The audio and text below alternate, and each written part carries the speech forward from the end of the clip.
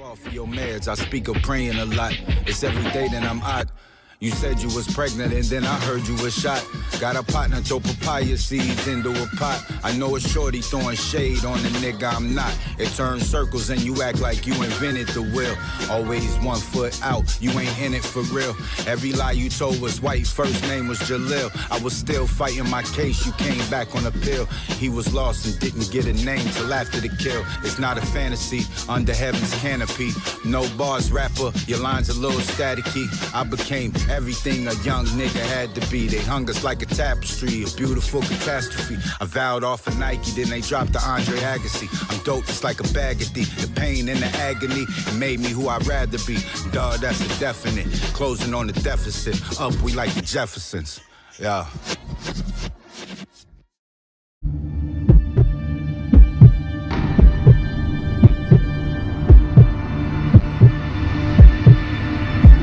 Speaking of juice, shit, I'm Bishop and this still, I'll leave a nigga this still.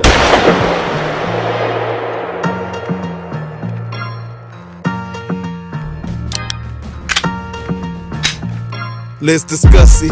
It's getting nasty, disgusting. Chopping game with my partner, sound like we fussing. Block on top of block, we keep building until we nail it down, keep drilling. They say the sky's the limit with no ceiling, and I believe the future of them cheering. Gotta feel the brother, the only bishop and still they ain't kill each other.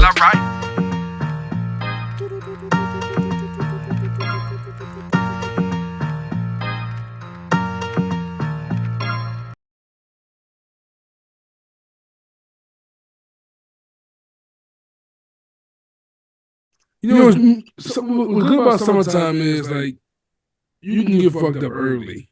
Yeah, I went to the beach this weekend. Oh, yeah. Like I said, I had my family from New Orleans and Houston coming in. You know. So Houston for my birthday, hopefully, when Houston for my birthday. A little bit of premarital fornication, all that good stuff. You get married? No, I say premarital because it's fornication. Oh, sure. But I think at some point in my life, I'm looking to get married. Not right now, because marriage comes with lifestyle choices and things of that nature. And for sure. Trust. You gotta be a grown up to get married. You gotta be real grown. And I'm realizing that I might be in these 40s, but I'm not a grown up. And you say that, but I feel like I feel that way as well. Of course, I'm like 8 years or junior, but when I look at certain shit, I'd be like, this is like people from high school. You see them on Facebook, whatever. Like that motherfucker right there is adults. Like I'm not what they are. I have them thoughts like motherfuckers go to work every day in suits, got kids, and wife at home, white picket fence, all that shit.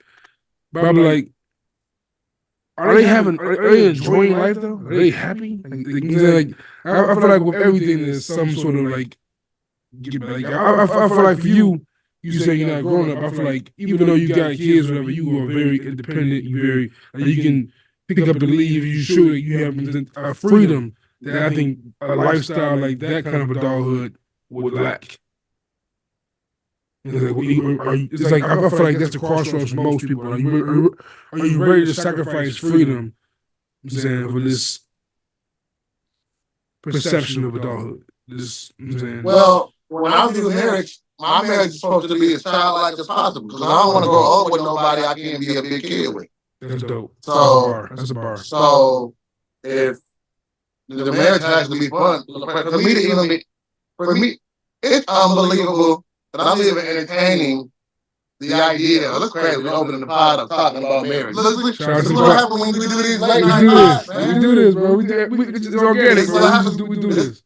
We're doing a late night pod. This is what happens when we do the late night pod. I'm usually chilling, but it's shot o'clock again. I got a joint.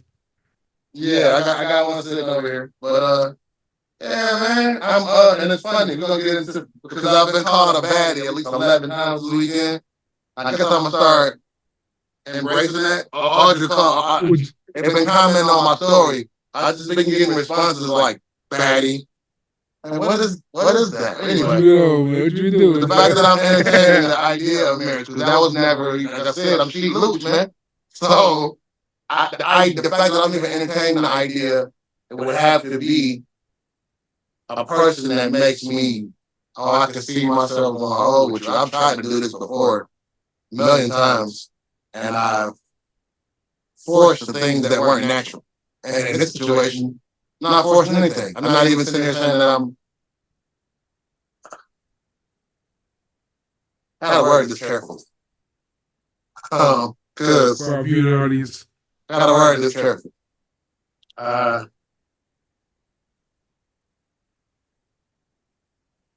see a scenario where if I do all the things I need to do for myself, then the possibility of marriage is no longer impossible.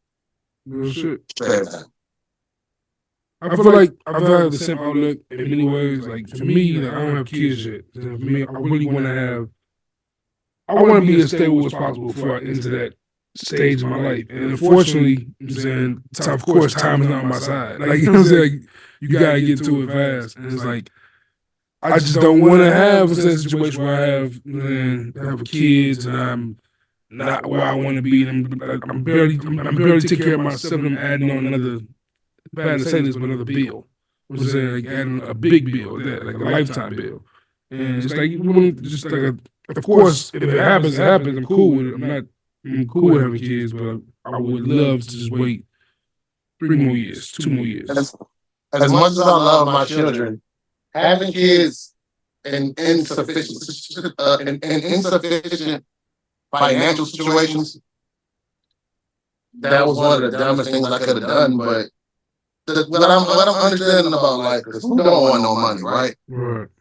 But it's them things, you need money to create the memories. Yeah. In order for your life to be, I guess, fulfilling to some degree for some people. Yeah. And also to your point, like, I guess the reason why I feel this way is because I wouldn't want to have a kid and I can't do everything I want to do for that kid. But at the same time, I feel like when I was a kid, I didn't know my parents were like had struggling moments. I'm saying selfishly, I just was like, let me have this, let me have this toy, let me have these shoes, let me have this. I just never thought about what they have going on. And in retrospect, I'm amazed they provide what they could provide for me, just knowing as an adult what they had to deal with. You know what I'm saying? But that's the only reason why I would probably say that having kids in my situation right now wouldn't be so bad. At least for the kid. But I feel like for me, it'd be, I hate that shit. But I feel like I could give a kid a good life right now. But at the same time, it would be stress. It would be a lot of stress. That'd be a stressful situation. It is a lot of stress. People always commend me for being a father, and they don't understand how much help I have, how just like I'm so blessed to have a great mom, like great siblings, great. Oh, trust me. I'm gonna give you your family dynamic, bro, because your 4th of July look lit. Your 4th of July look like you did right. Your family did this shit. Look, this is from the 4th of July. Sheesh. Them. Both sides. Look. Them Roman candles. Them Roman candles. Oh no, we was shooting. It was Beirut over there at my mama's house. That shit look lit. We had an amazing time. Even watching you. It's been a long time to be convenient, man. It's been a long time to be convenient. It really has. Yeah, like, I gotta get into how was your holiday? How was we talking Juneteenth? Huh? We talking Juneteenth? No, we haven't. No, we haven't. So it's over a month. About over a month, probably. I think it's been over a month. Yeah, it has it because the Kendrick concert happened.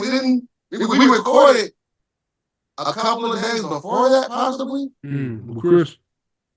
Yeah, man. Yeah, shout out to Chris too. I just been moving. These weeks go by pretty fast, especially when you like in a situation where you got to scramble. So yeah, I've been working my ass off. I got a promotion a few months ago, so like just dealing with that has been like very chaotic. Congratulations, sir. I understand. When you're in the workforce, it's like more responsibility. It wasn't one I wasn't pursuing this promotion. It was more so just like I was the next man up type of situation. I appreciate it, but like I really didn't want to get this. I'm trying to leave this job. myself. So like, getting promoted was cool, like, you get more money, but like, it's like, bro, I hate people. I hate any job where people have to call me up when I'm at home about the job. Like, never call me. I hate that shit. Don't call me about work. You at work, you at work. I'm not there. Don't call me. But like now I'm like the boss, so they have to call me. It's like, what the fuck are we doing? Like, why? So that's just annoying. But like, and of course, as you know, like me, my work load, like I work a lot, like 2 jobs, whatever. So like adding that has been just more stressful. And I'm still going through like my own little situation with saying shorty, whatever. Like, hold on, wait, hold on. You know what? Because I saw. Be careful. Be careful what you say. I'm a watcher. I see things. I use social media strategically. You know what I'm saying? So I do too. That's the reason why my story went up the way it went up for 3 days straight. Snapchat and Instagram are very different for me for a reason. Like, I try to keep them real separate.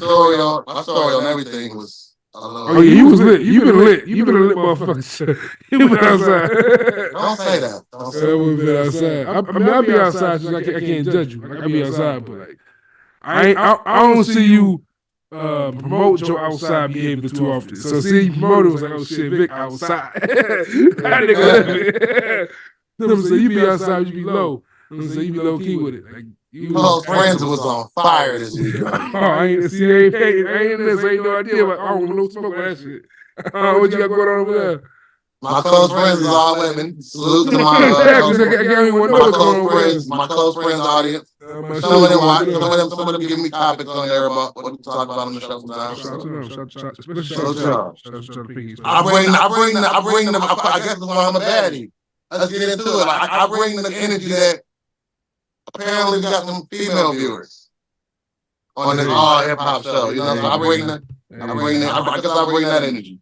You JVs. You met the man in the Wu-Tang man. Met the man. Met the man, a hip hop ass nigga just get bitches. I am mad I missed that show last night. I really wanted to go see that. There's no way I should have missed that show. But when I said I was exhausted, I was fighting sleep at 6 p.m. Sheesh. What time did you get home Sunday morning, Saturday night? What time you come in? Checkout time Sunday, but I've been going since Thursday. My Houston, they pulled in town Thursday afternoon, so it was shot o'clock every hour. Otherwise, I thought I was a baddie because I posted pictures of the shower.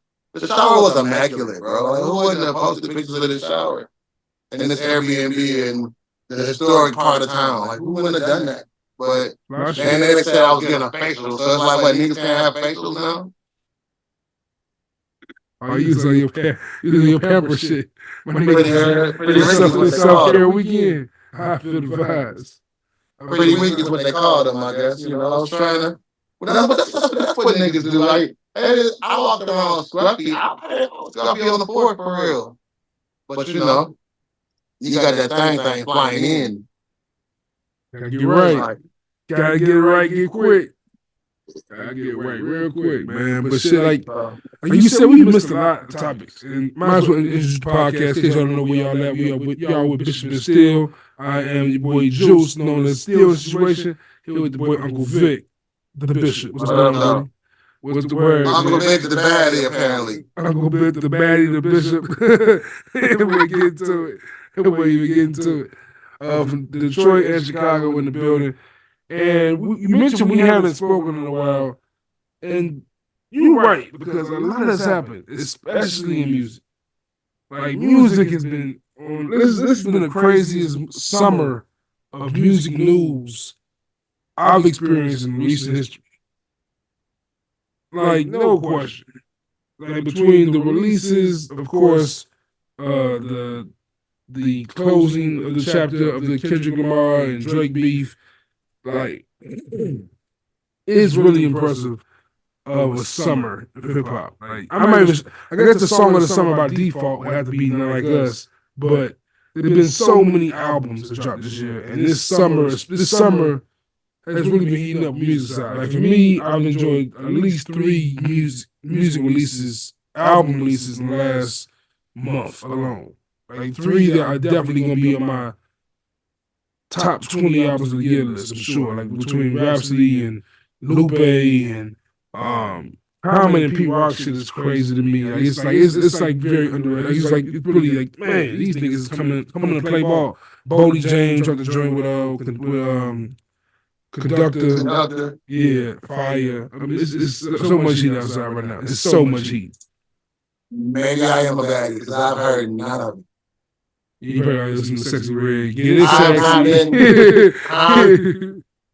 It's gonna listen to Sexy Red. Get it sexy. I've been listening to Sexy Red all summer. Glorilla. Yeah, Glow. Yeah, Glow. Glorilla. Fuck the club up. Nicki Minaj, fuck the club up. Fuck the club. I've been completely ratchet and a little bit of and not like us got such a hold on me. Like, it's crazy. It's getting old. I can't control it. It is getting old. It's getting old, but no, it's not. No, it's only getting old to motherfuckers that be like listening to radio or on TikTok nonstop.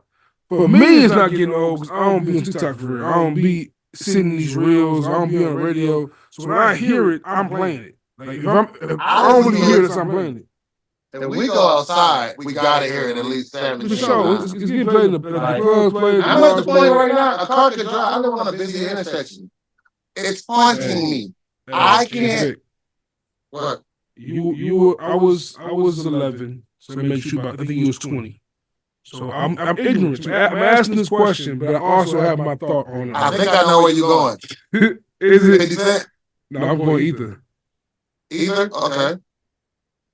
Is the impact of this right now greater than either? Or is it too early to say that? Because this is crazy. Yo, this song is like, it's crazy. This is no Vaseline for this millennium. Like, bro, that concert, that was crazy, bro. He had to do the video. The video was like overkill. He fucked him up, bro. He hit him with the nigga with the Bruce Leroy.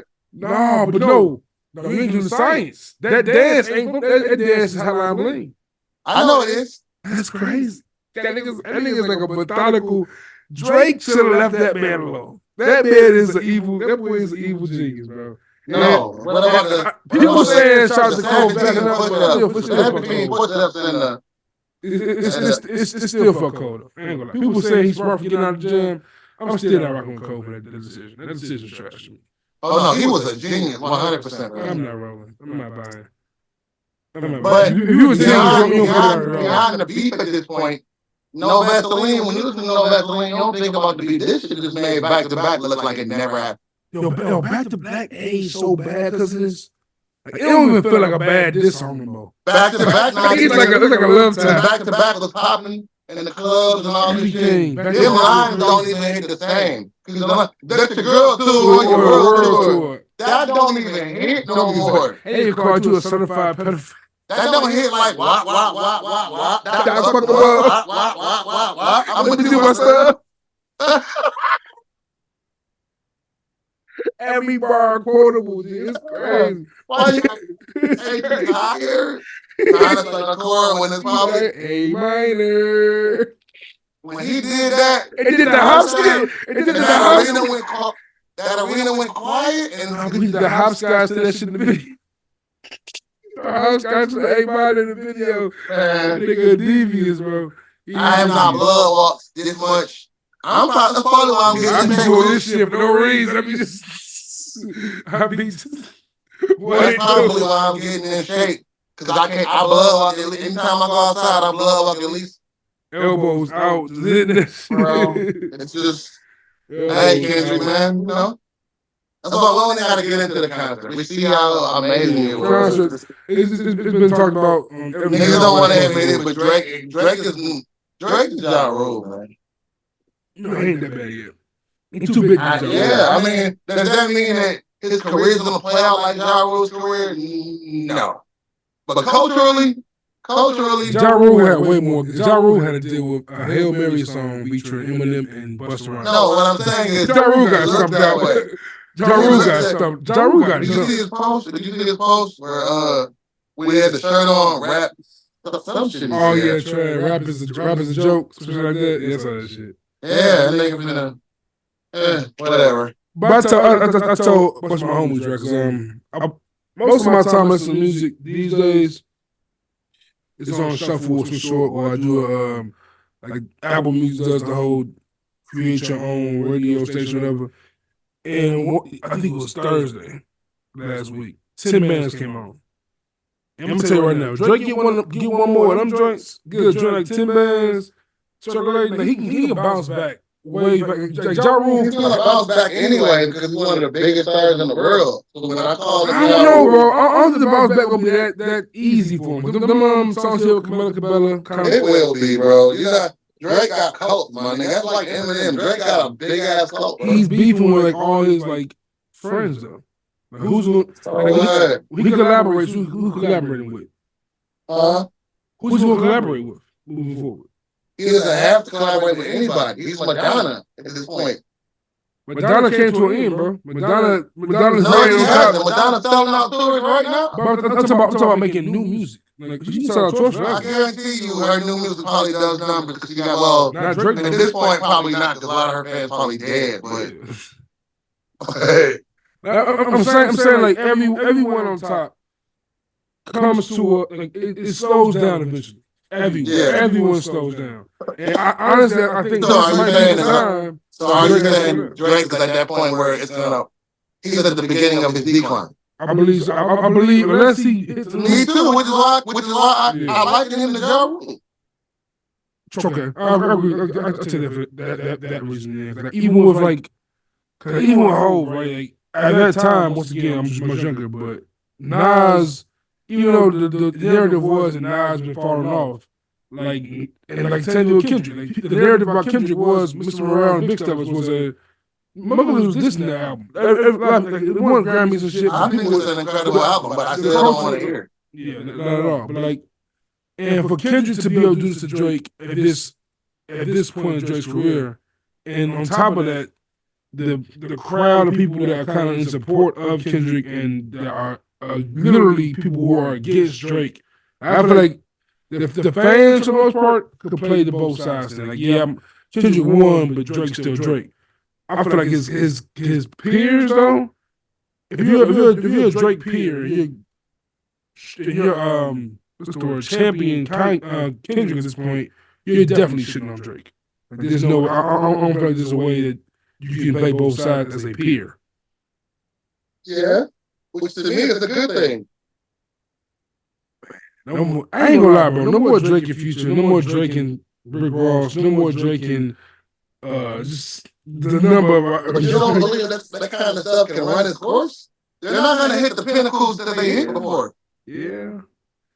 Even like go back to Certified Lover Boy. The last Drake album I liked was Certified Lover Boy. Like, he has beats on that with Metro Boomin. Like, he's lost that relationship's dead. The mustard relationship is definitely dead. He can't work with mustard ever. Yeah, pick a side. I like that. Pick a side. I like it too, but like for now, the collaborators are gonna be all R&B singers, which is cool for Drake. I think Drake's albums have been like, even though I like Dog's album. I like Certified Lover Boy. Certified Lover Boy is hard. Part of Dogs might be Drake's worst performed album. I haven't looked it up at all, but it has to be up there. Man, look, at the end of the day, you can't name 5 songs in the album. You can't name 5. On which album? All the Dogs. Yeah, I can't name 5 songs on the last 2 albums. You can name Her Loss? I can't name them by name because at this point it all sounds. Yeah, so long ago now. Yeah. I'm just not locking in with Drake albums anymore. Yeah. I listen to them, I enjoy them. When I'm in a certain vibe, I want to hear them. I'm not locking in to the point where I can name songs, none of that. Yeah, that's my point. That's my point. That's Drake is becoming a rapper now where you just this album and you just pretty much pick and choose a few songs to put to your playlist and never revisit the album again. You just choose the songs you like, put them to your playlist, and the rest of it just goes away. Crazy. And I feel like every artist gets there to where yo, my core fans are gonna lock in. Drake is never gonna hurt because his core fans, a large group. You got a bunch of people still trying to find ways to pay Kendrick as the loser. So Drake gonna be all right, but I just think culturally, he's Ja Rule. He's never gonna look like the Drake. Like, see, to me, that's why I like us way worse than either. Because Jay didn't look the same for about a year. But Jay eventually will look like Jay again. I don't know if Drake can look like Drake again because you know what I think killed Drake for me about this? Like, not like us, of course, it's a kill shot. But like, even with like, not like us is definitely it's a kill shot. He killed him with that. But like, even with Ether, when Ether dropped, like Jay still took shots, and they still were like impactful shots. Like they weren't like.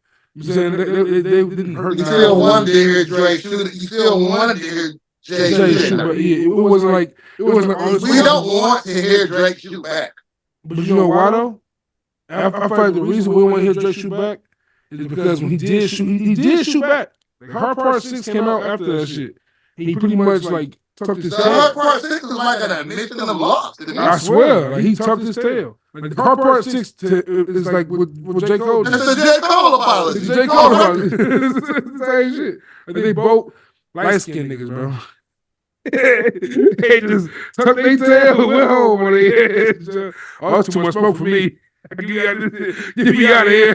Them niggas dip, bro. Them niggas out of there. He turned Stefan back in the Urkel, bro. That's all that happened. But it also, like, look how the disc played out. Kendrick was ready for that shit. Because, like, of course, sorry for everybody listening. This seems like it's late as hell, probably, but we haven't really broke this shit down. And it's a dope conversation still. It's probably the greatest beef in hip hop history. But when I look back on how shit went down, like Drake came out first with push-ups. But in the push-ups, he has a snippet of Family Matters in the already, you know what I'm saying, playing. So what I look at that is, even though that tailor-made, I hate that song, by the way. Tailor-made came out in between there. I feel like Family Matters, he did that was the nuke. He did Family Matters was gonna blow that nigga out the river. He had this shit already recorded. And meanwhile, Kendrick is responding to everything Drake's doing in real time. Like he did like that. But then came out with Euphoria in response to push-ups and all that shit. And then he came with that 616 shit, which was slight, but that shit hard still because over the Album Ring joint. And after Taylor made, I bet his not like us. But yeah, right. Meet the grams after the Family Matters drop. And that was like, oh shit. 20 minutes after that shit dropped, he come meet the grams. And not like us, he addressing everything that Drake said on Family Matters. It's like, oh, this nigga Kendrick was ready for war. He was ready. He had the ammo ready. He was trained. He prepared for this shit. And I feel like when Drake heard like that, he should have kind of got his antennas up. Like, oh, this dude is he's baiting me. He wants me to step out here and respond to him because he wants this to go down right now. And I don't think Drake was prepared. I think Drake definitely didn't realize how ill Kendrick Lamar is. And Kendrick, that's why I'm always hard on Kendrick in many ways. I know Kendrick is so talented, but when him, the Andre 3000s of the world, Lupe's of the world, and these artists that I hold to a high standard of being like super like genius level artists, they always go off the reservation a little bit. And I feel like Kendrick went that way for me on Mr. Morale. But the capabilities definitely were present in this beef. Pause. All I know is I need Kendrick to drop that snippet at the beginning of that. Ooh. If he go full blown West Coast, I did an album full of those. Full of Bay Area joints. Oh my God. He might fuck the game up for real. Bring the West back in full. He's too good at that shit. Yeah. He's too good at it. So you want to address some of your shit? Some your town's behavior? Look, every time Eminem do something, you're not about to like do that, bro. Like I'm sick of. Hey, Lupe and Common holding me down. Shout out to Chicago, baby. Lupe and Common holding me down right now. What's the better album, Lupe's album or Eminem's album? Hey, I ain't hear Eminem's album.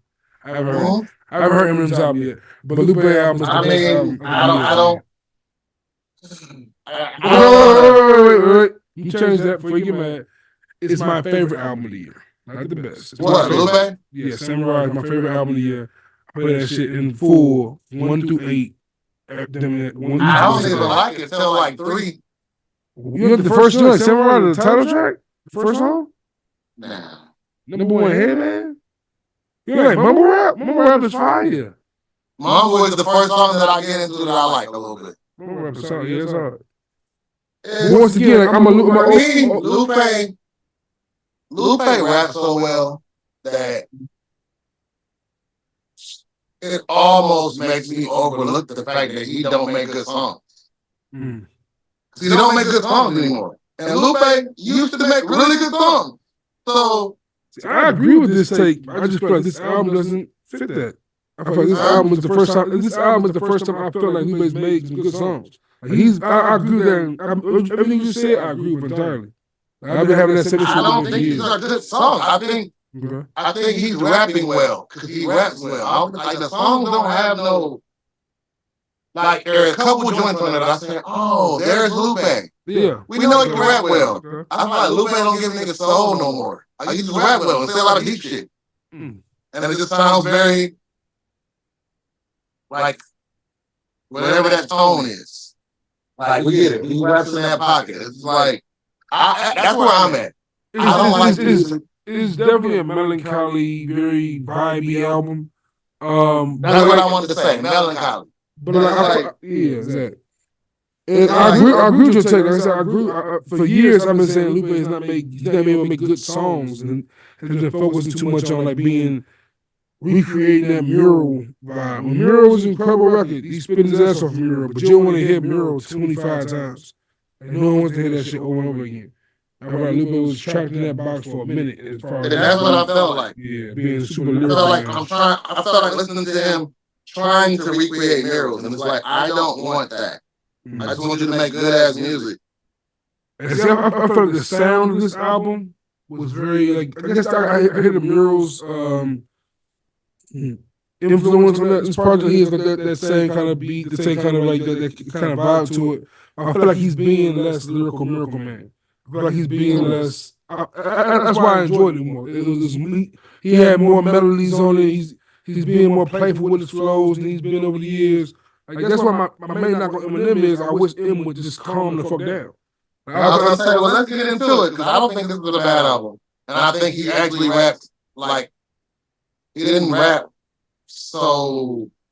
The whole album wasn't him rapping at fucking 112 words a minute.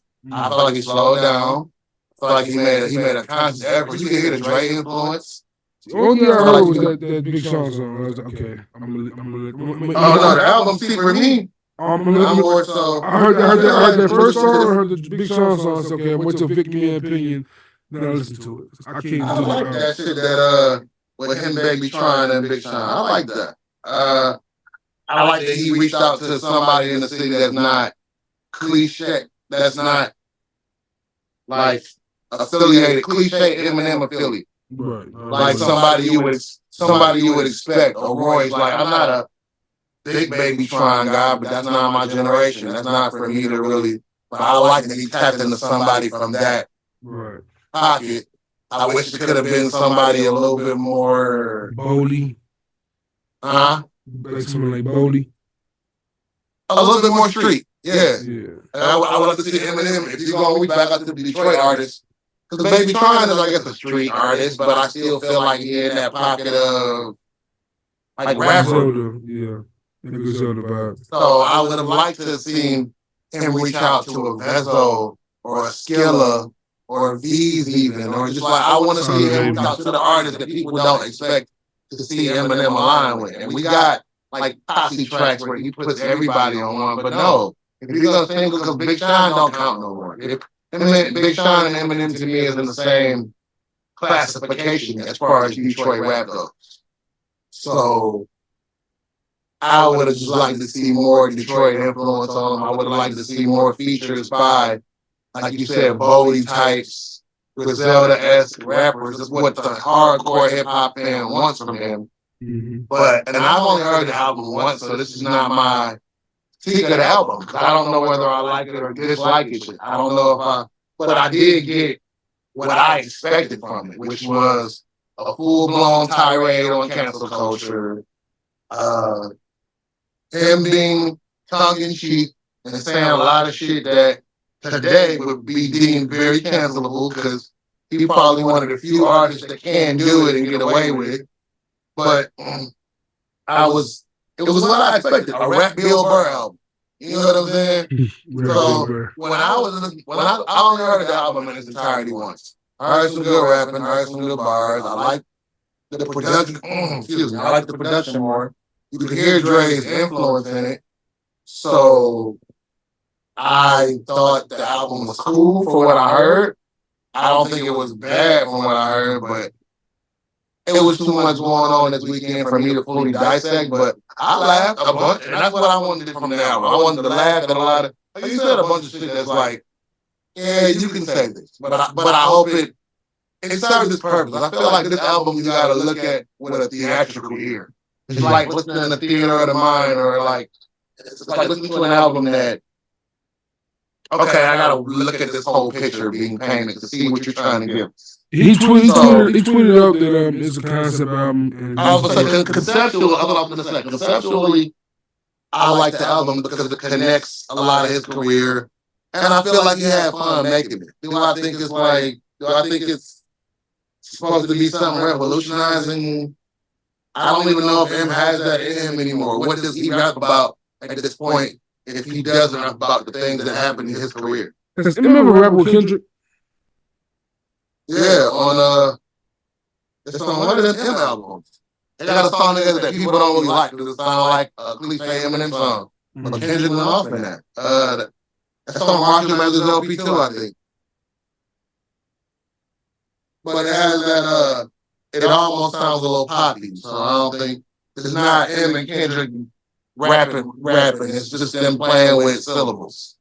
Of course, this is going to probably irritate you, this question, but as time moves forward in life, whatever, and of course, you have more rappers appearing left and right every day.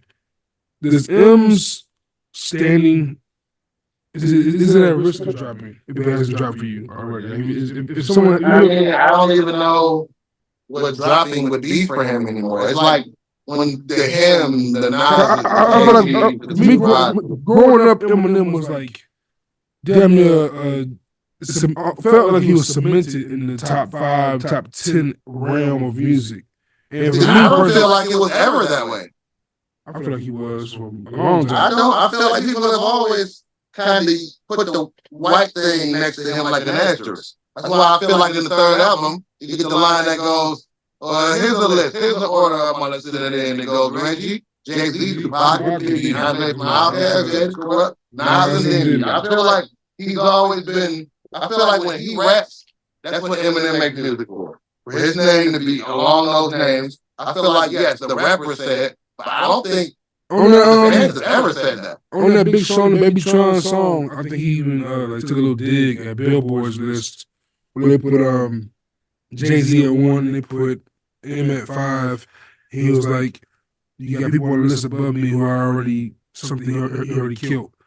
Of course, playing on the whole Renegade, Nas.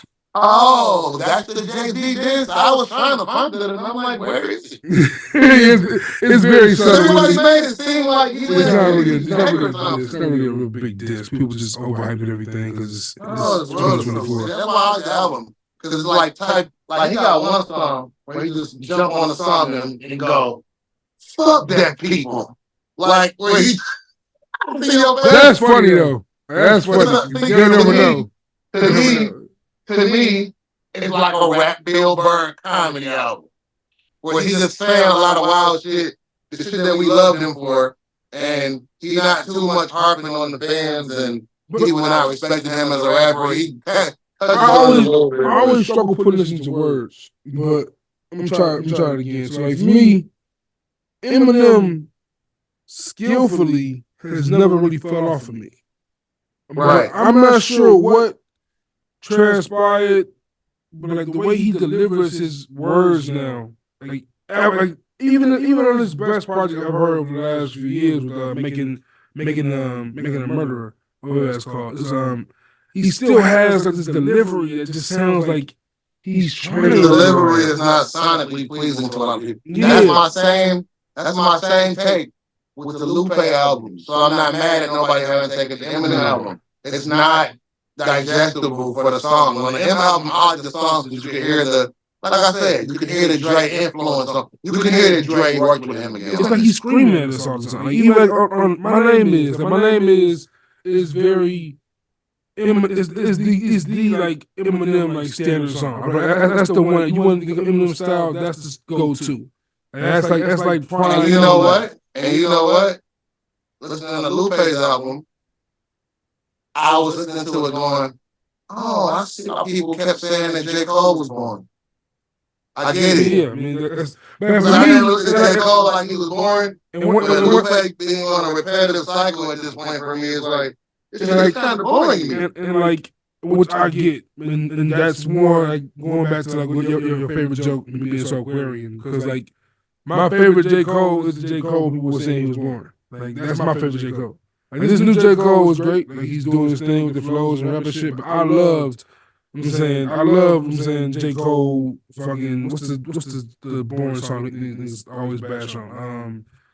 Like Crooked Smile. Crooked Smile was horrible song probably, but that era J. Cole is like my favorite J. Cole. Born Sinner, my favorite J. Cole album. I love Born Sinner. But like people, she knows. Some of my favorite J. Cole songs. Rich niggas, like he got some love that shit. Land of the See, and that's what like listening to Lupe, I was just like Lupe, bro, it took everything out of me. Like around after the cool, after like Friend of the People. I like lasers. I hated that shit. I fuck with lasers. My bitch. I feel like lasers don't get its credit, to be honest. Yeah, my little brother loved that shit. Like, I grew to love a certain Lupe, and that sound was just the sound changed in a way that I just never could enjoy lasers or the Food Nigga 2 album. Those just weren't for me. He came back with the Sewer on Youth. I was like, all right, this Lupe I know. And this album, I feel like is his best project since the Cool. This is my favorite Lupe album since the Cool. He has some mixtapes in there that I fuck with, but like this album, I feel like it just, like, of course, once again, our ears are different. So I'm not gonna be able to persuade you to enjoy it the way I do. But I feel like if you listen to it out, don't listen to the words. Like, listen to how he's flowing. Listen to the beat. Listen to what, like, just like ride with it. I feel like it's a better experience. Like, you listen to this album. I like Lupe when he got into some of them bags where he was going in them pockets and was like mumble. When he was going in a certain pocket, I'm like, shit, that's Lupe. Yeah, he's in his pocket. That's what I want to hear Lupe do. I don't want to hear him sound. But mentioning my soul querying, I guess my fandom. I ain't gonna lie, bro. It's like all my favorite rappers are making me take my cape off, bro. They just making me take my cape off and just telling me, hey, Justin, fuck what you've been rooting for us on. I'm gonna make you look stupid. Cause 3,000, bro. I ain't realized this was happening. This nigga's going on tour for Fluke, bro. And let me tell you something right now. If I buy a ticket for this concert and you don't rap one verse, I'm throwing a tomato. Oh, you shouldn't, ma. He already came here. Somebody I know went to it. That shit was like 200. Shit was like $200 something. So I didn't pay to play the flute for 2 I hours. would have thrown a tomato at this nigga, a rotten tomato at this nigga dome. And then I watched him. He on the shop this week. I'm not sure you watch the shop or not. It's LeBron's little podcast he's doing in the barbershop. It's him, Nigel. What's this guy's name? The bike rider. I forgot his name. Nigel Sylvester. Sexy Red. It's some cool names on there. Of course with LeBron. And he addresses LL Cool J's remarks about him.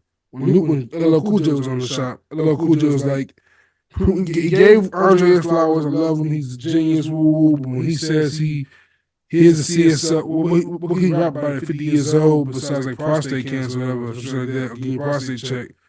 LLC, that was the dumbest shit I ever heard. And I agree. Like, I feel like if you're a great lyricist, you're a great MC, you're a great artist, creating art shouldn't be boxed in by your age. Like your world experience, your experiences in the world, things you can talk about in music. And 3K went on to say pretty much that he's pretty much just tired of using the same flows and doing the same form of expression. Like he's mastered the rap world, and his creative spectrum is beyond that now. Or some shit like that. I'm like, bro, and I feel it, bro. I understand that kind of shit, I guess. But like, man, like, if it ain't broke, don't fix it. Boy, fuck you. I hear that. Like that's, like I've heard Andre be rapping on. Like, he gives you a great verse like once every 3 years.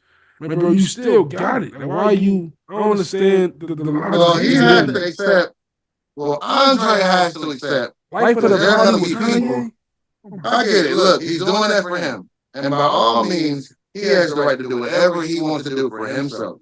He has garnered that right, being a legend in our genre, and solidifying himself for who he is, and giving us all the classic material that he has. But at the end of the day, boy, fuck you. You also gotta understand there are gonna be some people who are not gonna be okay with that choice. Yeah. Who are not gonna mirror or have that much or support that sentiment. That's what it is. I don't want to hear that bullshit. Basically, long story short. And that's where, because I can respect him if he put out an album that's why I look at Eminem and Lupe and all these guys we just talked about, because I feel like all of those guys are in the same class as me, alien level rappers who may have not seen the same success they did in their commercial crimes, but their pens will always be respected. So in the same breath, I can respect it more if Andre put out an album that we didn't quite deem the greatest from a pinnacle point of what Andre's career was. But in the same breath, you're not even giving the fans that want what they want. Not to say you owe us that, but bruh, you know that legacy's gonna take a hit if you start doing. That's like a Floyd Mayweather go start UFC boxing and he get knocked out a couple times. You gonna look at that? You know what I'm saying? And this gonna sound harsh, but like he do owe us that, because I feel like if you 100,000 and you know what your name brings, dropping a Flute album under the moniker 100,000, you're driving your fans to listen to that album. You want your fans to hear this album. So if you don't want your fans to have expectations on you, then you should change. You should put that Flute shit under a different moniker. I'm saying, like, that should be a different. Be anonymous, something. Be anonymous 3,000. Like, I'm saying, don't be like 100,000, bro. Like, niggas been wanting the album from this nigga since 2007. 07, bro. I've not heard any Outkast music or a full project from 100,000 at all in 17 years. That's insane, bro. Same thing I said with Cole, bro. Like, with Cole, like, okay, you are an adult, bro. Like, you have decisions you want to make.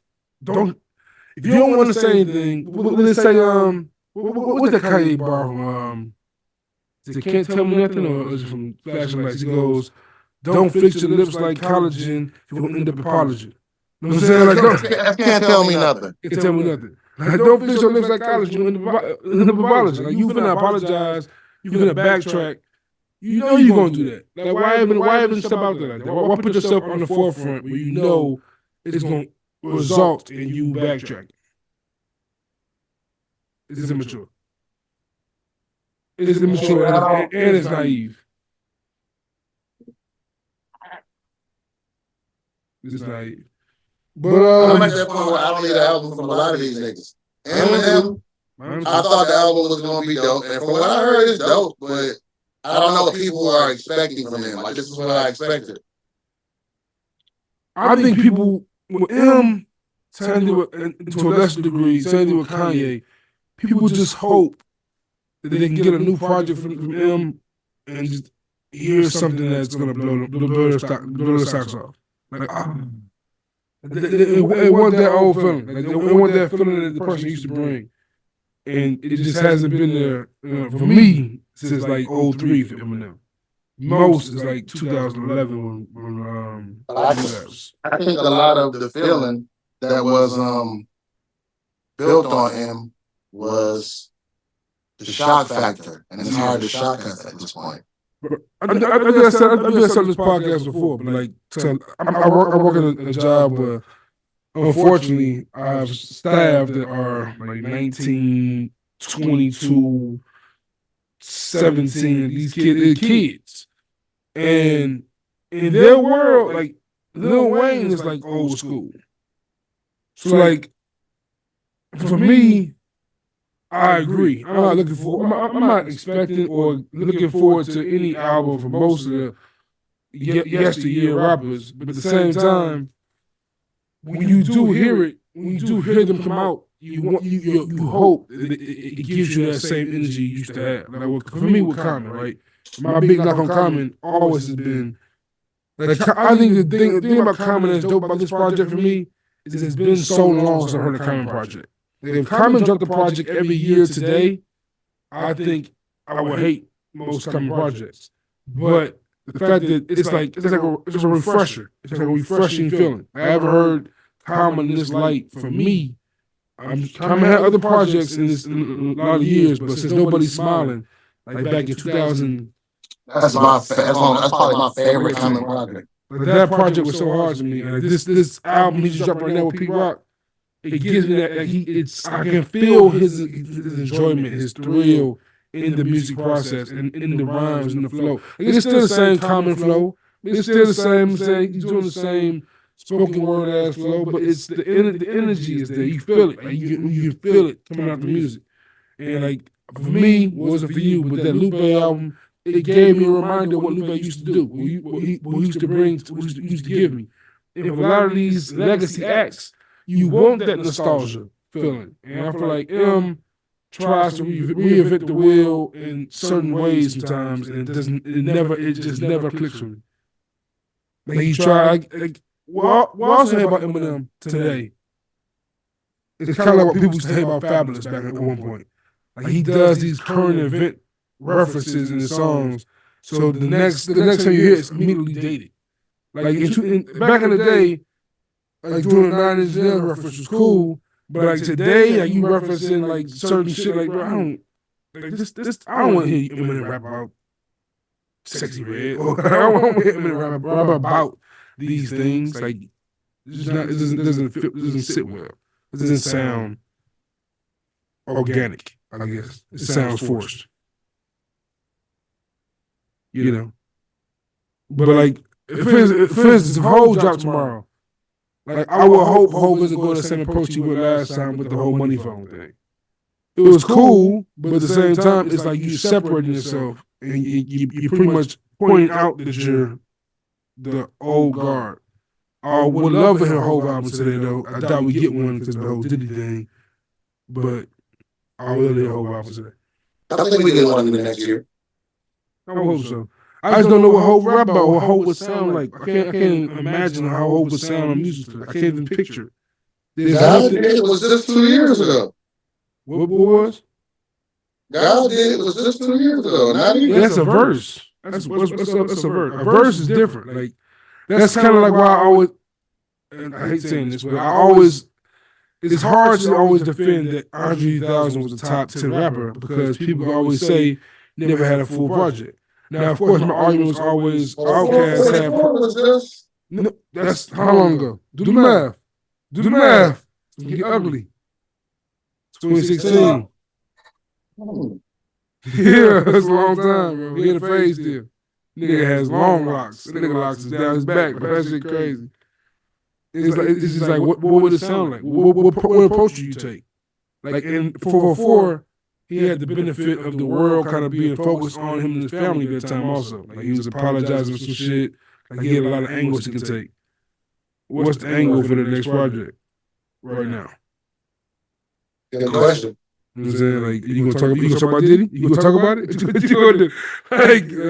What you gonna reference in this next project? It's tough. You gonna reference Kanye? Are you gonna bring Kanye up? Are you gonna bring us some shit that's out there you can talk about for sure? But we know Hov ain't gonna address that kind of shit. You said, hey, that's not who Hov is.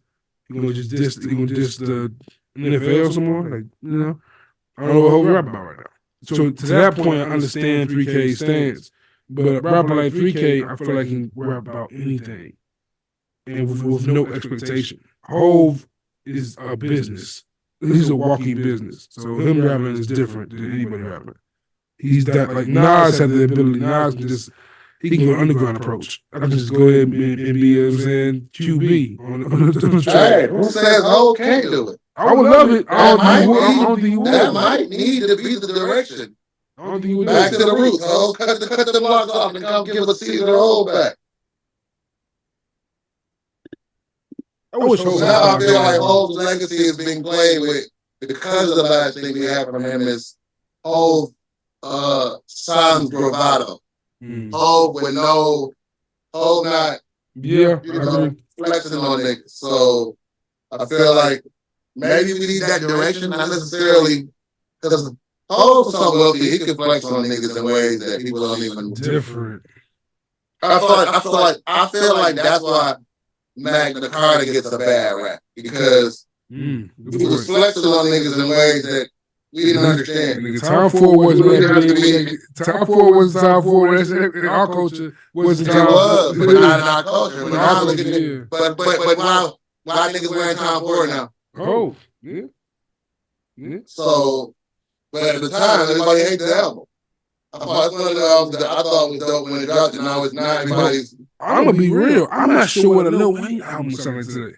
Like a lot of these older artists, like I'm just not sure what these album would sound like. Lil Wayne has put out albums recently though.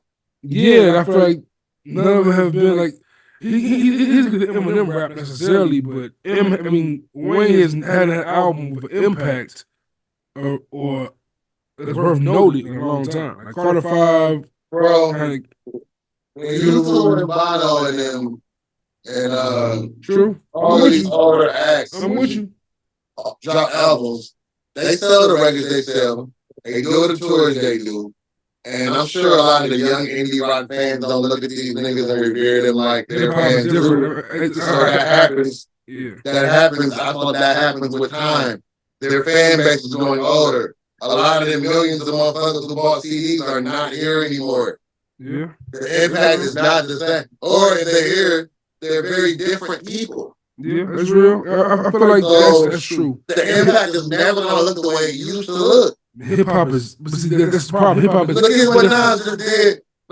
If Nas dropped 6 albums in 24 months, in 2000, anything before 7, niggas, you know what I'm saying? I feel like at the same time, like Nas, when Nas did the Magics and the King Diseases, like Nas was competing.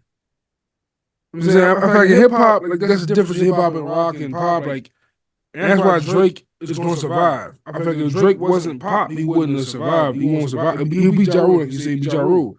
But in hip hop, it's competitive as fuck. Like it's a competition. Everything's competitive. Hip hop is the reason why lists matter. Hip hop is the reason why this.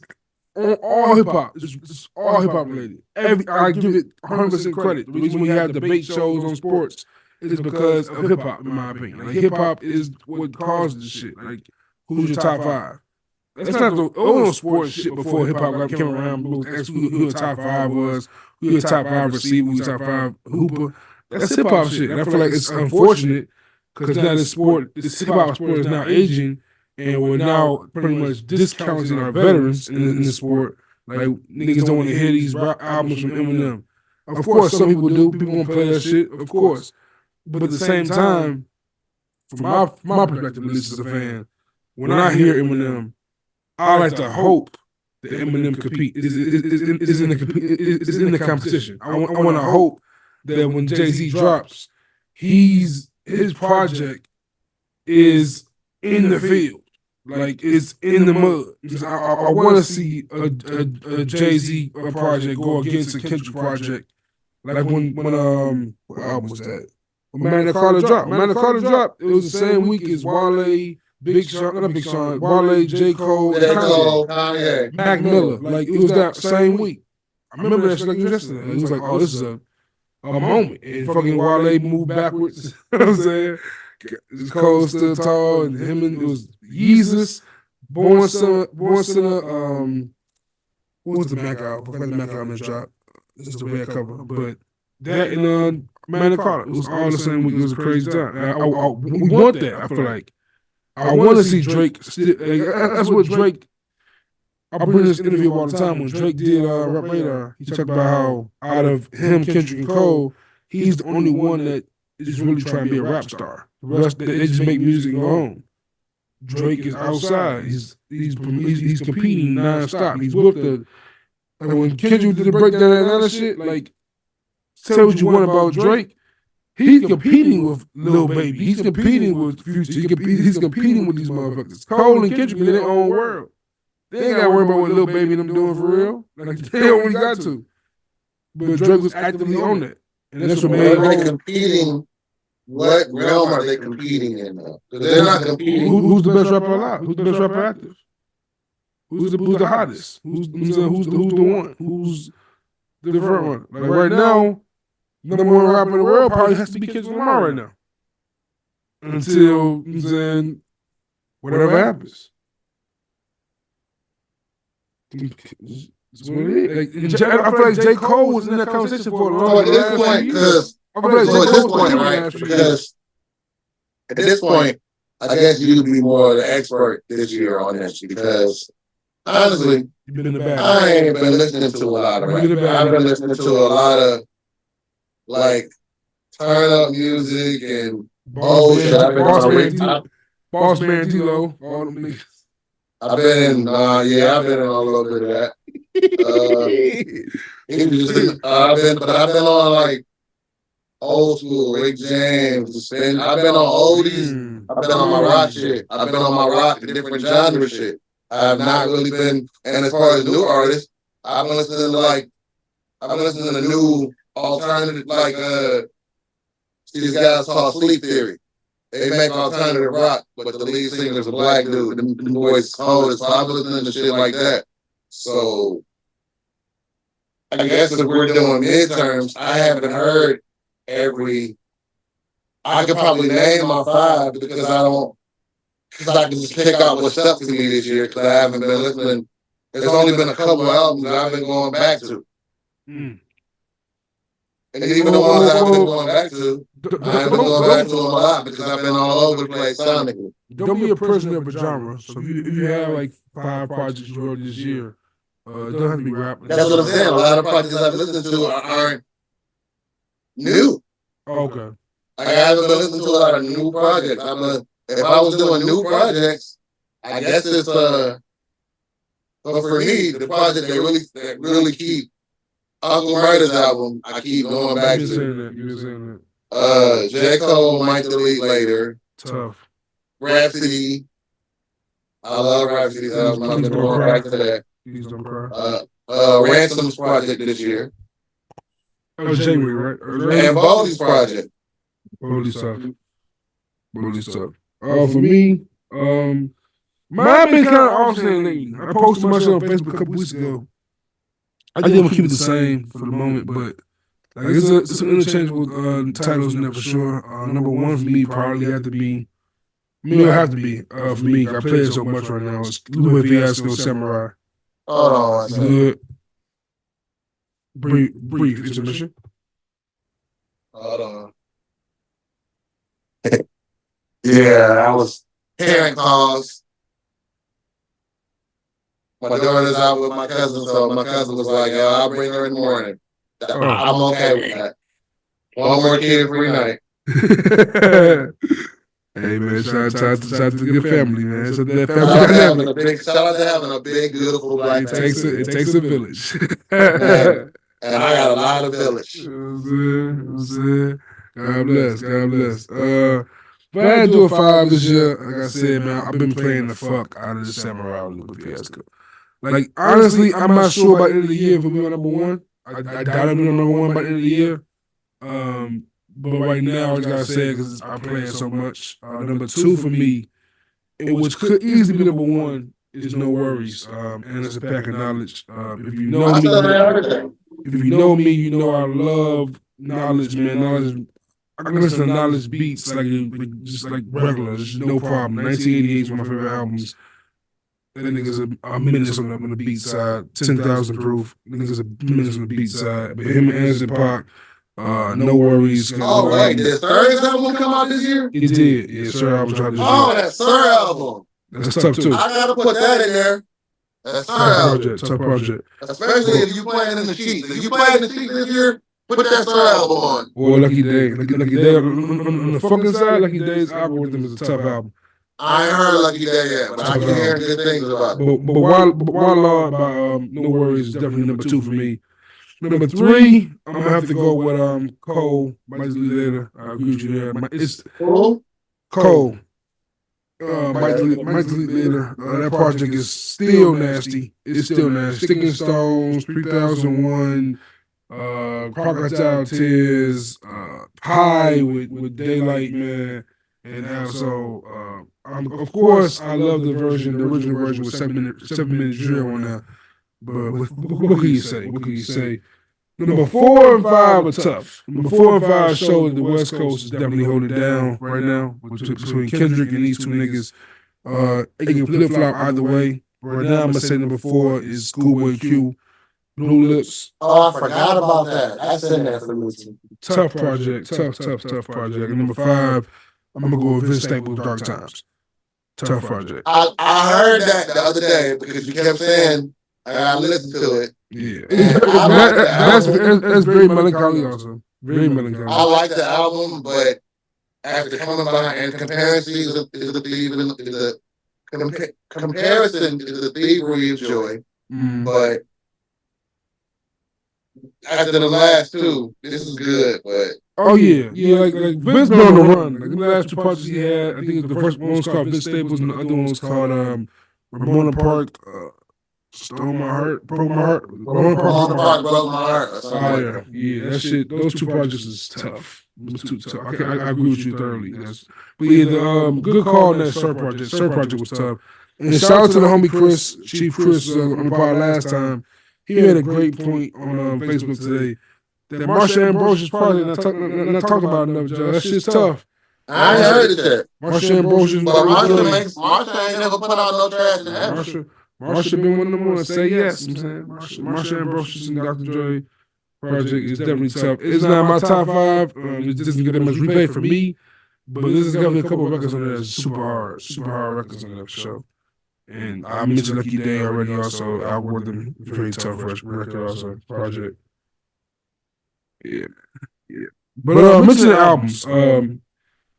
Once again, me and Vic ain't the best at organizing this pod thing. And I take a big chunk of that. You know what I'm saying? My scheduling is trash. And today I'll be ready some days. And then you catch me after I done did Baddies shot the clock all weekend, and I am dead to the world. Real shit. And I'm mentioning this because today I should be recording earlier, but before I got off work, the bros in town, Saba from the Pivot Gang, if you don't know Saba, man, get into him, bros, a dope ass rapper.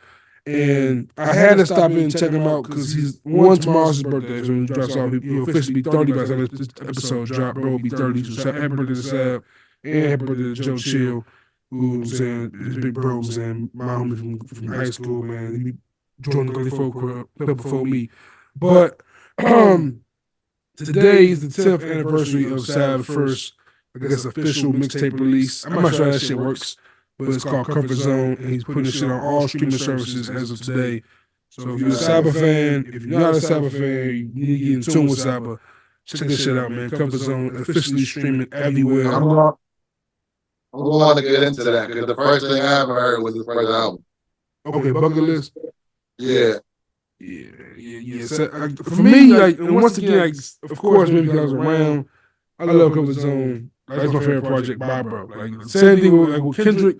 Like, I guess the project you get introduced to by that person is your favorite project, I feel like. So, like, for Kendrick, first thing I heard from Kendrick was Section 80. To me, that's still his best project to me. And I guess for certain artists, the first project is gonna be the best project for you if you were there when it drops. Like I feel So like it's so far going Drake's best project? for me, no, because I back in that time I was a Drake fan, so like comeback season was my shit. And I feel like I didn't like So Far Gone the first drop. I was a snob, like you always tell me. So like when So Far Gone dropped, I was like, this going for the radio, like ugh. Like I was on the super underground wave. So you go from doing songs Little Brother to making fucking best I ever had. Fuck what you doing? You know, so that's why I was at. So for me, I'm sorry, I see my group chat coming in my notifications. Now these motherfuckers is talking about Hawaii in 3 months. All right, big outside, Labor Day in Hawaii. Having a go. such a bird. Aloha. Shot o'clock aloha time. You know what? Oh shit. I'm just gonna accept it. I'm a bird, man. Like I like birding. We was listening the other day. My cousin be flipping out, be tripping because in my older years, it's like I'm not as much as a hip hop purist as I was. And she be like, I don't know what cuz on. He taught me the game, and now he on this. Hey, bro. You hip hop head niggas is too serious. All the time. You niggas is in too much angst. It's always angst and adversity and plight. No, nigga. Angst, adversity, and plight is the title of this episode. Angst, adversity, and plight. It's always like the scales of the world is on my shoulders, releasing in my eyes to the prize. Fuck that, Derek Khan. I don't want to hear that. It's a bunch of pressure. Everything's pressure. Yeah, I get that. That's a good point. Just enjoy the music and go away. I like touching ass in the sand and feeling vibrations. Mentioning that, Joe, as of lately, I don't know what's going on so much with the Chicago thing, but the clubs, for some reason, A Tribe Called Quest Find a Way is like in every bar I go to these days. Randomest shit ever. Like, why the fuck y'all let all the Tribe songs? But salute. A hip hop nigga love that shit. I love that shit. Somebody probably sampled it or did some done, or it's probably some, you know, we'll find out in 4 weeks and be like, oh, that's why. Oh shit, find a way. Yo, it's like other day, some DJ trying to play a Shabuzi song. And one, I didn't know who the fuck that nigga was. I was gonna say, who the fuck is that? He won some award, the BT Awards. I have no idea who this nigga is, bro. But apparently, I didn't watch the BT Awards. I didn't watch it. All I want to see is Sexy Red do the clear her throat. That's all I want to see. Sexy Red. I don't have to watch the rest of the show. Oh baby.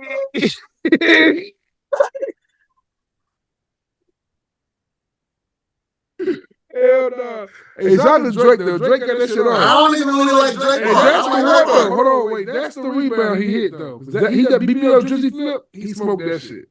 He smoked that BBL Drizzy. He did, but I don't even really care for his part. Like I do the red part. This nigga a baddie. Say that to me. Hey, yo, nigga, yo, clip this up. This whole section. It's from Angst, Plight, and adversity to now. Clip this part. Right. Hey, click this thing. Ever just tell me before the Sexy Red part. What do you want me to do? He said, well, this part is for real. Once he start rapping, because it should have. Oh, baby. Hey, man. You like what you like. Oh, shit. But shit, Drake, it's funny, right? Because of course, he rebounded with the BBL Drizzy flip. But it's crazy doing a song with Sexy Red after Not Like Us, though. The Kendrick said, I see you. I'm saying, that's too bad, bitches. I believe you see too bad, bitches. You like women. You just want to pop ass with them. And that's the fuck. That's why I don't like being called a baddie. Because it's like, wait, a nigga can't get a facial and get his little beard line trimmed up. Like, what the fuck? You ain't using the Beijing yet, is you, bro? What you doing, bro? This is my hair, bro. I want to ask you that question for a long time, bro. I just watched this shit. You don't see these braids coming in here? I got this one little ass braid and I'm balding. You know what I'm saying? It's crazy outside. Hats on. It's because I like pastel colors and shit like that. You was outside wearing salmon? You was outside wearing salmon? No, I got on something like little Something, I don't even know what to call this color now. Apricot. Yeah, I don't know what to call this color. And I had on, I think I had on lavender, purple. My nigga Or purple. lilac. Yeah, lilac is what I had on. Yeah, I like the type of. Hey, man. I wore a linen suit the other day, so I ain't gonna judge you. I wore some linen pants, though. Hey, man. I'm coming to terms with. I went to all white parties, so I did this shit. I'm a bougie bitch, man. How long do white G phases last for you? All white forces. How long they last for you these days? I probably got a pair sitting around somewhere that don't look bad, but after like 2-3 wears, I'm done. It's crazy, bro. I went to a white party, and literally the next day, like, I can't wear these ever again, can I? Yeah, maybe 3 pairs, maybe 3. That's why I don't buy them no more. Yeah. Tell you what white tees. White tees. One wash, so you got white tees most these days. One wash. Yeah. This won't be getting worn again. I'll put it under a jersey. If you undershirt. If you undershirt. Under a jersey or something. Under a button up or some shit. You got some slight shit. But yeah, man. Outside of that, man, like music, it's been cool. The Drake shit been cool. But what's going? Outside your baddiesms and your just single dadhood, like how's the mood been? How's the acclimation been? To be honest, it's still challenging. You just have life shit happening. I am single dadness, you know. Can I ask you a personal question? Sure. Here we go. Here we go.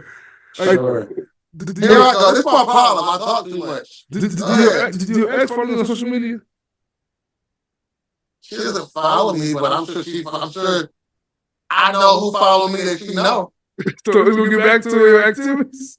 Because you been outside, you been outside carefree to the breakup. Nigga gonna be good. Nigga living his best life. Smile, bitch. Smile, bitch.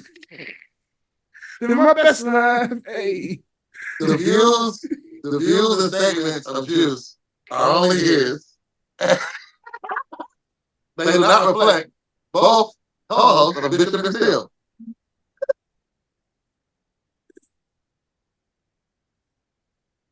There only is. I nigga booking a trip to Honolulu.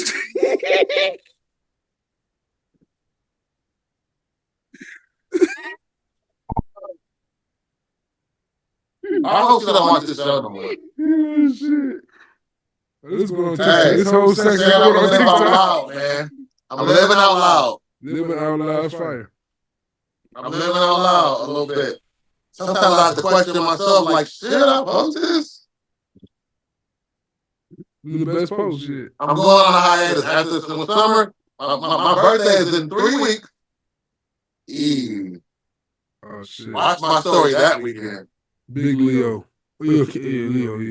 It's almost, fuck that almost. Cancel, y'all had y'all time. We was gonna let y'all finish, but we here now. We didn't already start celebrating because my homegirl that came up. Hurry up, Leo, shut up. Her birthday is coming up soon, so we started the celebration already. So now it's ours. Hurry up, Leo, shut up too. It's time right for the Virgos come through the door. I'm saying it's time for us. So too long. I'm not planning on doing a whole lot, but yeah, if you see my story, you can imagine what birthday's gonna look like. Is Jackie Robinson here? What year is this for you? Yes, this is my Jackie Robinson year, 100%. I don't be counting no more because I'm ageless, but you know, that sounds like some baddie. That sounds like some baddie. This nigga in his bag today. This nigga in his baddie bag. This nigga in his baddie bag. He get the Jackie Robinson jersey. Look, man. Oh, I'm gonna have to get one of them for the day. Look, man. I'm not in my bag today. I'm just Nigga got his piggy up. Hey, man, I'm riding on clouds right now. That's all I can say. Hey, man. Sometimes God throw you one. Hey, I've been getting a lot of those. I'm happy for you text messages. You know those. Oh yeah. They see. They seen something. Someone told them a thing or two. No disrespect to anybody who sent me those, because I appreciate it if it was real, but I know some of them motherfuckers wasn't real. I know some of that was salt, but I'll take it anyway. Thank you. Oh, that's when I thought I was outside. Anyway, man, I didn't know that's what the topic of discussion was. Matter of fact, you know what? Fuck it. Let's pivot. Pivot. That's when you a pivot gang guy anyway. Let's pivot. So I got a question, and I don't think I've ever asked you this. Have I ever asked you this on the pod? Because we both men. Like, you know a nigga finna say something crazy when he say, we all grown. We all grown. We both men, right? We all grown out here. We all live life. I just had a question, right? Because this is something that recently popped in my brain from nowhere. Okay. Things that have been out here on the escapades and all that good stuff. As a man, right? And me and my homies was just talking about this the other day. Me and like the man crew. And I might have asked this on it, but I'm not sure. Has a woman ever said anything to you during coitus?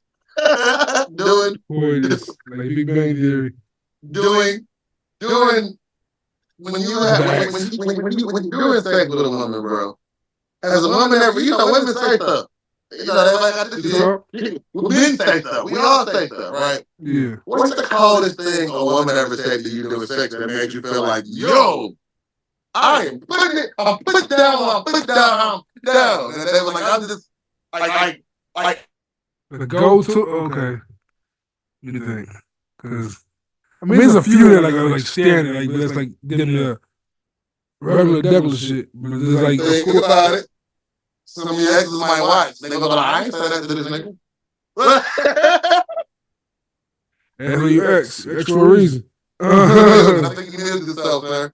Yeah, like shit like, of course, like, huh? Can you hear me? I hear you now. What you saying? Yeah, it's in my internet because I'm stable. That's what I'm saying on the screen right here. I'm trying to make sure that shit's cool. But, I thought he made the nigga muted. He said, no, that shit my internet is unstable. But no, of course, like if the don't pull out, that kind of should be fired. The daddy shit should be fired. But one time with this chick, it was crazy. It's a crazy question, Joe. What we doing right now? What's happening? I lost you. You lost me? Yeah, what's going on? Shit. You hear me still? I hear you now, but I lost you for like a half a minute or so. Oh, shit.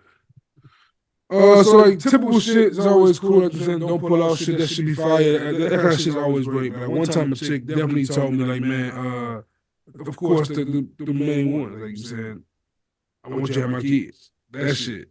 Like that shit. Let me have your kid. That shit. I had a woman tell me once. I thought about this, right? Because I had a woman tell me, like, nigga, well, you know how you get into it and you offer half a bottle or something. You know how it is when you off that half a bottle and you can't get there right yet, and you wearing motherfucker out. This woman looked at me and told me, use me as your vessel. What? Nah.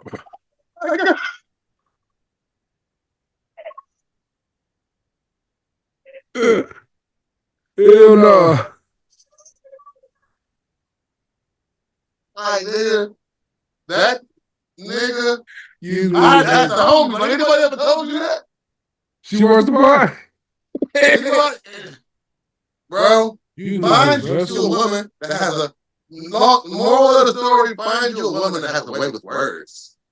Because Jesus Christ, when she said that, changed my life. Don't ever call me daddy again. That wasn't good enough. Nah, daddy was saying, let me have your kids. That should be fire. That shit still work. The daddy thing, I never really, it doesn't bother me, but that's always. It don't sound fly, like outside of that moment. Yeah, I want the niggas that love to be called daddy. It's like, the niggas that love to be called daddy, it's almost Daddy outside of sex is crazy. It sounds backwards, bro. Daddy outside of sex is crazy. In sex, I fuck with it a little bit, but I like Poppy. Poppy's cool. I like Poppy. It's something about when a girl like, cause it don't really be daddy when you act the fucking. It be like zaddy. It be like zaddy though. In the act of fucking. No, please don't call me zaddy because that's gay slang. I'm in that motherfucker. It's zaddy. It's some zaddy in this motherfucker. Damn, he's tripping. That's the one. Like what? Like he biting the lip and talking about. Come on, bro. I'm in there. I'm locking that. What? Back shot, locking that motherfucker down. You call me zaddy. And as a fat nigga, I'm saying, only like certain positions I'm out here fucking, I'm out here struggling with, like doing that shit. I ain't out here banging shit out in missionary now. So that's a push up, nigga. I'm not doing that shit now. Stop. Oh, I'm not rocking in missionary for too long. My God. Doggy's the move, always. That nigga said he's a fat nigga. There ain't but so many things I can do for you anyway. I ain't even be like listen to this, bro. Like I hear this shit all the time with the whole the side joint. As a fat nigga, side sex is the best kind of sex, yo. That's an angry to get to. Well, my boo. I tend to deal with girls with really proportioned bodies or big bitches. So side thing ain't never really been. You try to side thing a big thing. It's like trying to never mind. It's like trying to ride a log and make it again. Like, hey, this episode is 100% angst, adversity, and plight. Look at this nigga.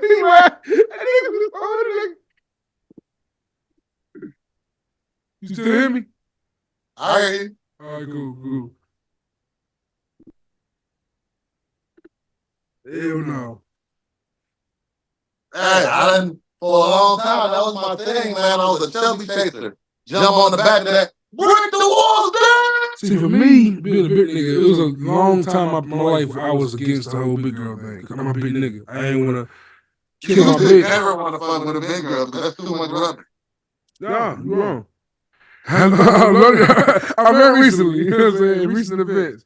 That shit be fire. That shit be fire. But Big C, ever since Drake said, I like all my girls BBW, these big bitches don't know how to act. But see, all right. So I've been rocking with a big girl since the 90s when niggas didn't like y'all asses. Like when niggas went, I've been rocking with a big girl since Tupac was alive. And now, it's like y'all hot. Y'all got beside yourself. This nigga fucking lady your age. This one I came out and said all this body pop. What happened to Lizzo? Y'all done lost y'all mind. What happened to Lizzo? I don't know. I ain't seen Lizzo like 2 years ago. Like, oh, she got a cake. She laying low. I remember that shit. The skinny bitches got mad. I remember that shit. Some shit like that. Yeah, you know what I'm saying? Like, big one. Because I just saw a girl I went to high school with the other day. She's like, yeah, y'all wasn't fucking with the big girls in high school. I was. She just don't. Now I ain't because y'all done got heads and got too big. Drake done said y'all was hot. Now y'all niggas know how to act. Now y'all forgot who was supporting y'all since day one. I ain't gonna lie to you. This is gonna sound crazy. So I'm really hoping this does not reach certain airways. But it happens what happens. I'm gonna say this shit, bro. A flexible big bitch is the greatest shit you ever asked for in life, bro. A flexible big girl. That's where it is different. Oh my God. Oh my God. It's amazing. I've had like 2 in my life, dude, flexible big girls. And each time I've had, man, it's like a fun park. It's a fun park, yo. Like, she doing all the shit. Knees in the armpits, bro. Knees in armpits. You hear me? I always needed a little meat anyway, because I like some. See, originally, I like to wrestle. In my history, like, I've always been a petite thrower. I love you got me on now. What we talking about? I had to go get the Eddie out. You got to talk about some shit now. Get the Eddies out. But yeah, definitely, like, I was with petite bitch most of my life. Like, since like high school, always was on the petite chick, especially a petite Latin chick. Oh my God. The Puerto Rican joint, spicy, you know what I'm saying? They always had a little ass on. Wasn't too much ass, wasn't those flat shit. I ain't no flat ass, but like it's nice little. Yeah, That's Lil Peach back there. See, I used to spend my summers in the South, so I need some Hey, jump. sorry to all the women that listen to this podcast in this episode. Women like to be objectified. Oh, Vic spin. Oh, Vic spin now. Vic spin now. You want to get into it? I'm with you. Shit, you tell me They say all this shit. Don't objectify me, nigga. The foot, nigga, you ain't gonna. Yeah, talk all that masculine, Ebony K. Williams shit all you want to. At the end of the day, you ain't pushing them shits up. You ain't got to be out here showing nothing but trunk. There you go. Do that, my He been ready for this. He been ready for this topic. He been ready to get Scotty up out of here. Scotty be on bullshit, G. Like, who you fooling, man? Nah. Women don't want to be, and I'm not saying this as a, this is what people call me a womanizer. This is why they call me a womanizer, but I'm just not a liar. And I'm not going to sit here and say we want to be harassed. Good point. I'm just not a liar. I'm not saying we want to be harassed. It's a good difference between harassed and or objectified by niggas they don't like. But at the end of the day, you're putting your titties up on your chest and you come, what, you're not doing that shit? Man, stop playing with me. I like it. I like it. I like it when y'all walk past the niggas like, damn. The harsh reality. I like it. The harsh reality that most women do not want to accept is that, unfortunately for them, which could be unfortunately for them, when a man approaches you or whenever a man talks to you, the first thought in our head is our physical attraction towards you, more than likely. It's elevator go down the hole. And physical attraction literally means I want to fuck you. So before we talk to you, the initial attraction is I want to fuck you, and then after that we grow beyond that. But the initial, like, what I want is, I want to fuck. She looks fuckable. Like, she looks like it'd be a great time. And before anybody watching this sit up and say, well, how did he say that with all them daughters? How do you think they got here? It's ignorance, yo. Ignorance. How do you think they got here? They just saw somebody and was like, I would love her. I love her womb. No. It was that ass. Or lack thereof, or whatever I saw in somebody. It was something you saw. And I tell my daughters that. I don't say that men are barbaric. So are y'all too. We just don't pretend to be otherwise. And the problem with it is, I mean, at the end of the day, it's a two-way street. So, like, if you fucked her, I mean, she wanted to fuck you too. I mean, it's consensual. It's consensual. Dog, say it. It's consensual for a reason. And I don't like to do the whole men versus women thing, because essentially, we all need each other, but men gonna act like it. What I'm learning, what I've been going through, because I ain't gonna lie, I've been having my own self-struggle, especially when you deal with women, especially when you deal with a woman that'll put a mirror up to your face. Because a lot of these motherfuckers don't have no accountability. But when you meet one that does, and holds you to your fire, you have to start, when you meet a woman that you have to be better, you have to be a better person, a better version of yourself to continue to converse with that person. You gotta face things like your fears, your self-awareness, your accountability, all of these things. Because everybody now just in this man-woman thing, because, I like this person. We make sense together money-wise. I want to fuck. It all started off in something very minuscule, but it has to go beneath the surface at some point. And unfortunately, a lot of these scenarios lack that. So when you're in a situation that requires that of you, it does make you internalize some of your own shortcomings. So when I'm in them type of scenarios and I'm talking to my kids the same way, you think this ain't gonna happen with y'all because y'all babies? Y'all watch dad pick the wrong person. I got multiple times. Y'all are watching me do it. Y'all have watched me be the wrong person. Because everybody is one or the other at some point in their life. That's what I'm tired of the man-woman thing for. It's the versus who's better in a sense of morality. Man, niggas ain't shit, they just be admitting to it. The hoes going, like, you know what I'm saying? What's the fam line? Niggas ain't shit, whatever they say, hoes gonna be hoes, and they make do it. It's that line. It's the same thing, and it's happening on both sides. So I don't stand on here and say anything under the guise of, oh, they're gonna think I'm a womanizer, or hey, I don't give a fuck what you think. I said what I said, and I'm very honest in that. So when my daughters get here one day, they're gonna know their daddy wasn't no liar. They're gonna be like, yeah, that was Pops. That's who he was.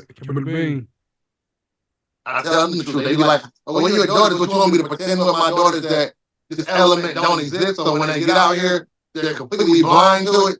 Yeah, that sounds genius. We like ass, ladies. Some of us, I'm not speaking for all of us, but some of these niggas dusty, dirty, got dirty fingernails, want to stick their fingers in your coochie with dirty fingernails. I ain't talking about them niggas. But we all objectify you. And y'all like it. You just don't like it when a nigga you don't like do it.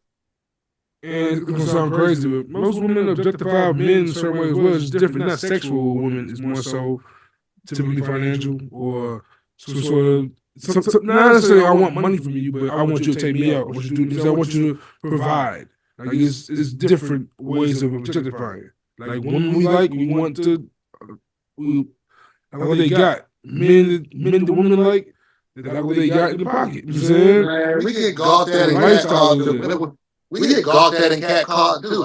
I'm not a baddie like Vic is a baddie. So I've subtracted my amount of gray sweat because of women.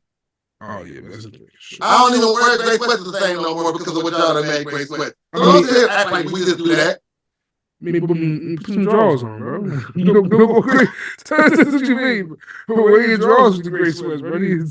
I wear drawers with the gray sweats. So what was I say? It's like it's a bit nigga and a security guard. Yeah, like I've witnessed and experienced some wild shit from women in my time. Like just yeah, because they'll violate you. They'll violate you with no fuck. What? Women will violate. You know how many times I had my dick grabbed or like I've had women legitimately hump on you and shit. I've had women legitimately hump me. You smell good. Come here. Just grind me. I think go over on the TikTok. You smell good. And we two niggas with beards. And women grab the fuck out the beard. Like what? I've had my beard pulled like it wasn't a part of my face. You know what I'm saying? Like yo, it's skin up under here. This is in my pores. This is attached to me. How they say the foot. And also like yo, one. I know it's a beard, but I'm touching. It's still my face. She's touching my face. I'm touching my face, shorty. Yeah, man. So a little objectification ain't never hurt nobody. I don't know if that's the word. A little objectification ain't never hurt nobody. It happens to the best of us. Yeah, shit. But yeah, man. I feel like this is a great vibe, bro. Yep. I feel like this is great. Short, simple. Got here. Short, simple, but like, we got some good content out of this motherfucker. We somehow got here. Angst, adversity, and plight. Angst, I don't want to be that nigga no more. I want to be shot o'clock. Look, hey Vic, I bet not see no video you driving the boat, bro. No, I'm never doing that. Mouth open. You got one pause on this episode. I just told my man that he a bartender, so he get paid to drive the boat for niggas. But I said pause. You drove that boat for that nigga, bro. Like, why you do that? Why you do that? I get it. You're a bartender. You're supposed to get in your bag. But you drove the boat for your man, bro. Oh man, I'm talking about that as a bartender, like, especially a male bartender. That's crazy. Yeah, I get into that bag though. Thoughts and prayers. Hey man, I might try to go work in somebody's bar. I'll flirt with a nigga for a good tip. What? Hey Vic, what happened? The edible was already activated? Nah, I'm just talking shit. I don't buy bro. You know what the funniest thing is, right? Because I hate. Look,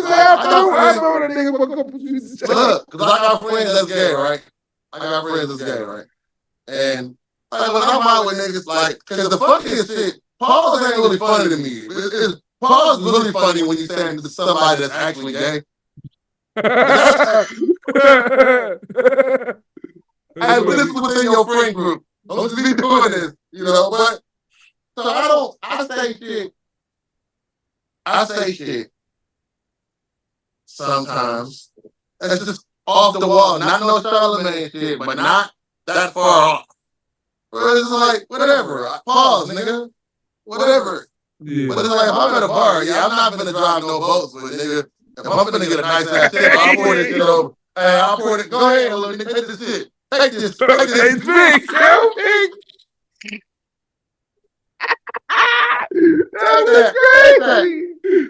Take that. Hey, I'll get good things. Take that. It's Diddy era, nigga. They take that. No. Hey, if I'm gonna get a good tip, take that shot, nigga. I'm a bartender. Great. I'm a bartender. I'm not for the say we at the club. I'm just for the hey. I'm a bartender because hey, from what I see, because the gay motherfuckers be tipping and shit. Okay, nigga, you want me to do? Go ahead, take this shot, nigga. Whatever. Crazy. That is crazy. Take that. No Diddy. No Diddy. Oh man. Oh man, y'all got a hell of an episode of us today. We broke down music seriously. We got some laughs off. We had little saying on that note, we are Bishop and Steel. We definitely Bishop and Steel. You got everything from us. You got everything out of us in a short amount of time, man. You're welcome. Love.